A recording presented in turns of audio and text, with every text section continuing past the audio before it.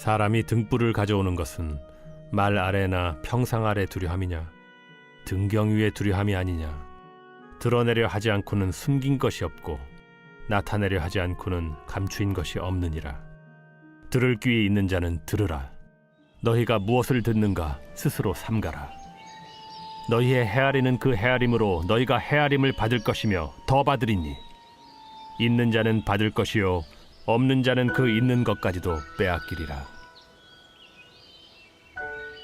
하나님의 나라는 사람이 씨를 땅에 뿌림과 같으니 그가 밤낮 자고 깨고 하는 중에 씨가 나서 자라되 어떻게 그리 되는지를 알지 못하느니라. 땅이 스스로 열매를 맺되 처음에는 싹이요 다음에는 이삭이요 그 다음에는 이삭의 충실한 곡식이라. 열매가 익으면 곧 낫을 대나니 이는 추수 때가 이르렀음이라. 우리가 하나님의 나라를 어떻게 비교하며 또 무슨 비유로 나타낼까? 겨자씨 한 알과 같으니 땅에 심길 때에는 땅 위의 모든 씨보다 작은 것이로되 심긴 후에는 자라서 모든 풀보다 커지며 큰 가지를 내나니 공중의 새들이 그 그늘에 깃들일 만큼 되느니라. 예수께서 이러한 많은 비유로 그들이 알아들을 수 있는 대로 말씀을 가르치시되 비유가 아니면 말씀하지 아니하시고 다만 혼자 계실 때에 그 제자들에게 모든 것을 해석하시더라. 그날 저물 때 제자들에게 이르시되 우리가 저편으로 건너가자. 그들이 무리를 떠나 예수를 배에 계신 그대로 모시고 가매 다른 배들도 함께 오더니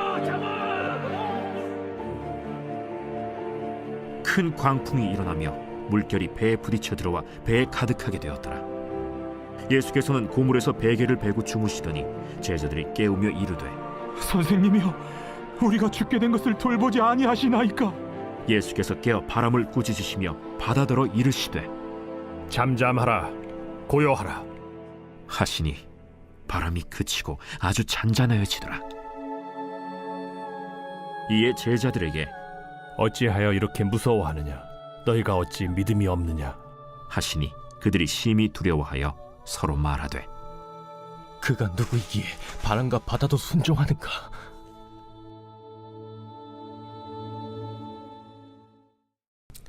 할렐루야. 이른 새벽 우리 주님 전에 오셔서 우리 함께 기도하러 오신 우리 믿음의 성도님들을 환영하고 축복합니다. 마가복음의 말씀으로 우리 계속해서 은혜를 나누고 있습니다. 여러분, 우리 어둠 가운데 살아가는 사람들에게 빛이란 희망이 되고 소망이 될 것입니다. 오늘 본문의 말씀에서 말씀하는 등불은 바로 예수님을 의미하는 것입니다. 등불을 어디에 두고 있습니까? 바로 등잔대 위에 두는 것이지요.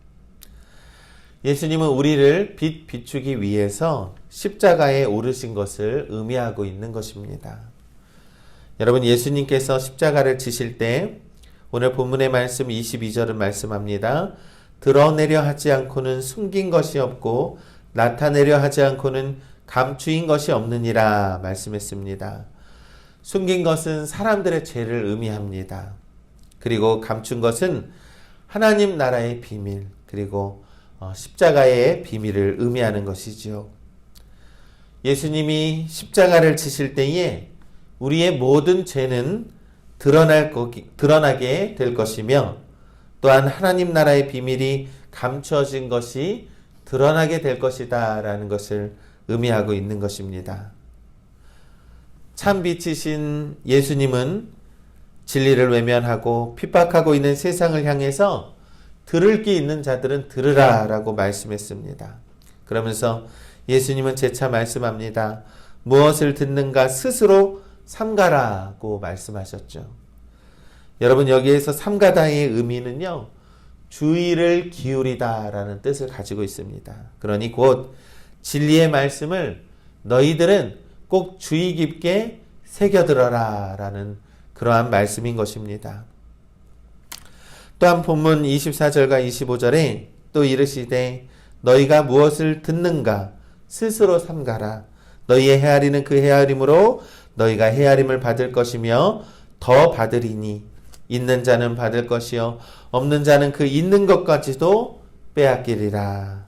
아멘. 여러분, 이 헤아린다라는 것은 어떤 사물이나 사람을 판단하거나 평가한다라는 뜻입니다. 평가받게 된다는 예수님의 말씀을 쉽게 설명한 비유가 바로 우리가 잘 알고 있는 달란트의 비유입니다. 주인이 다른 나라로 떠나면서 우리 3명의 종에게 각각 재능대로 각각 달란트를 나누어 주었죠. 한 사람에게는 5달란트, 한 사람에게 2달란트, 한 사람에게 1달란트를 나누어 주었습니다. 5달란트와 2달란트를 받은 종은 각각 장사를 해서 이윤을 남겼습니다. 5달란트와 2달란트의 이윤을 남겼지만 1달란트 받은 종은 땅을 파고 달란트를 묻어두었다라고 말씀합니다. 후에 돌아온 주인이 종들과 결산하였습니다. 2 종들은 주인이 맡긴 달란트를 사용해서 5달란트와 2달란트를 벌었다라고 이야기했죠. 주인은 이들을 칭찬하면서 이 나누어진 달란트 외에도 그들이 번 달란트를 그들에게 주었다라는 것입니다. 그러나 1달란트를 받은 종은 이 자신이 번 달란트를 주인이 다 빼앗아 갈 것이라고 생각을 했습니다. 그래서 달란트를 땅속에 묻어두었다라고 말했죠. 그러자 주인은 악하고 게으른 종아, 나는 심지 않은 데서 거두고 해치지 않은 데서 모으는 줄로 내가 알았느냐라고 꾸짖으며 그를 내쫓았습니다. 주인에게 1달란트를 받은 종이 무익한 종이 되어 쫓겨난 이유는 자신이 섬기는 주인을 잘못 헤아렸기 때문입니다. 그 종은 주인을 자신을 착취하고 자신의 소유를 빼앗을 그러한 매정한 주인으로 생각을 했다라는 것이죠. 그는 결국 자신이 주인을 판단한 그대로 평가받아서 집에서 쫓겨나게 되는 그러한 가련한 신세를 지게 되었다라는 것입니다. 사랑하는 우리 믿음의 성도 여러분, 우리 하나님 나라에서 진리를 거스르는 거짓은 반드시 상응하는 대가를 치르게 된다라는 것입니다. 하지만 하나님의 뜻을 헤아리고 충성을 다해서 맡은 사명을 감당하는 자들에게는 더 주게 될 것임을 우리는 믿습니다. 그러니 복음의 사명을 잘 감당해서 하나님께서 주시는 충만한 복의 은혜를 누리시기를 간절히 소망합니다. 왜냐하면 주님께서는 충성을 다하는 종들에게 더 한없이 주신다라고 성경은 말씀하고 있습니다. 우리 충만한 은혜의 복을 누리시기를 간절히 소망합니다. 이 어제 살펴보았던 씨가 떨어진 이 4종류의 땅을 보면서 이 비유의 초점은 이 복음을 의미하는 씨앗이 아니라 이 복음을 접하는 사람들의 마음밭을 설명했습니다. 그런데 반면 오늘 본문인 자라나는 씨의 비유는 농부나 땅이 아니라 씨 자체에, 즉 하나님 나라에 초점을 두고 있는 비유입니다. 이 땅에 뿌려진 씨앗은 싹이 나고 이삭이 되고 이삭이 충실한 곡식이 되었습니다. 농부는 자신이 뿌린 씨가 싹이 올라오고 성장한다는 가시적인 사실만을 인지할 뿐 씨 자체가 어떻게 땅 속에서 이 뿌리를 내리고 발화하고 곡식을 맺는지에 대해서는 농부들은 전혀 모른다라는 것이죠.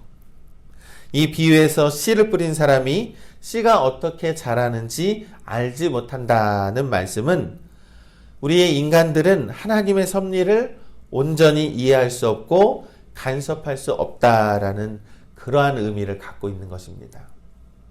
그러면서 예수님은 하나님의 나라를 겨자씨의 성장에 비유를 했습니다. 이 땅에서 이 가장 작은 씨앗에 불과한 겨자씨가 성장하면 모든 풀보다 커지고 큰 가지를 내어서 공중의 새들이 그 가지의 그늘에 깃들 만큼 된다라고 말씀하고 있습니다.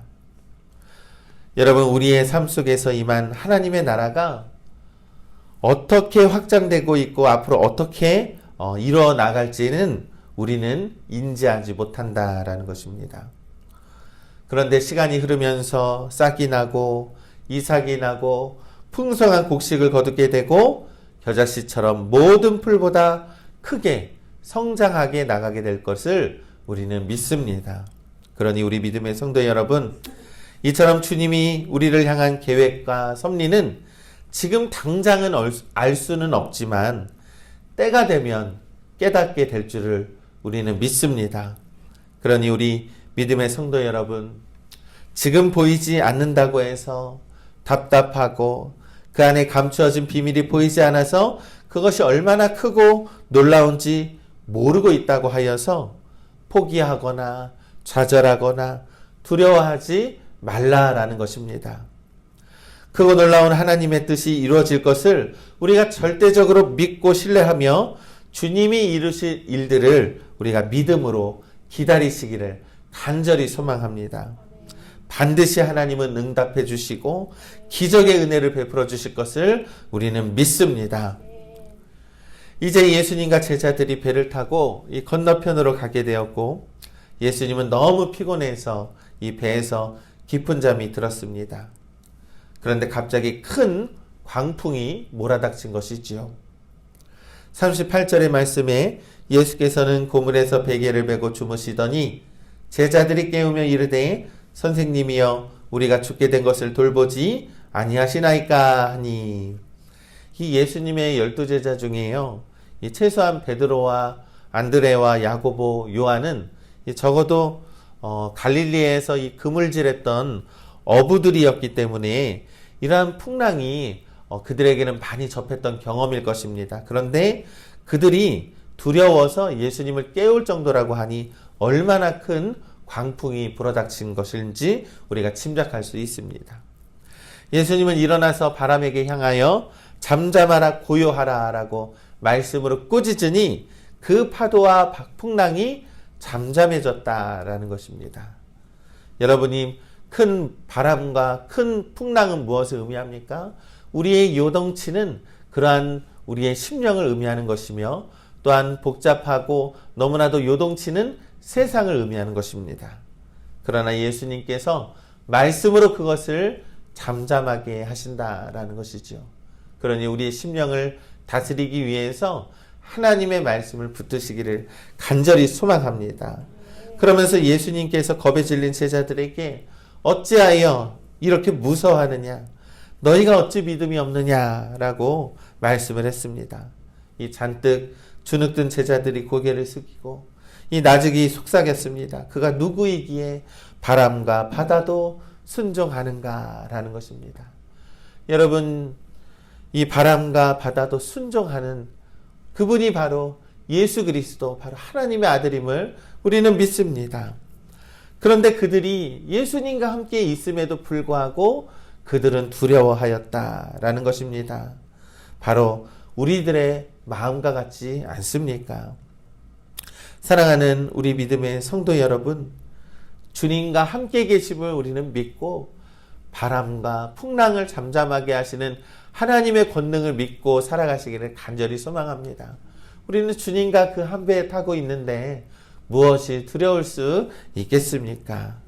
주님이 우리와 함께 하심은 두려움을 이겨내고 우리가 그 두려움을 의식하지 못할 수 있다라는 것을 우리는 믿습니다. 여러분, 믿음은요, 어떠한 상황에 처할지라도 주님의 섭리를 믿고 주님의 말씀이 반드시 이루어질 것임을 믿는 것입니다. 하나님은 반드시 응답해 주십니다. 반드시 이루어 주실 것입니다. 예수님은 지금도 우리를 위해서 우리를 구원하시기 위해 십자가의 길로 향해 가고 있지 않습니까? 그러니 우리도 진리와 생명의 빛으로 임하신 예수 그리스도를 따라서 주님과 동행하며 살아가시기를 간절히 소망합니다. 믿음이란 끝까지 주님과 함께 가는 여정임을 우리가 믿고 오늘도 믿음으로 순례의 길을 나아가시는 우리 팔복영광교회의 거룩한 성도님들 되시기를 주님의 이름으로 간절히 축원합니다.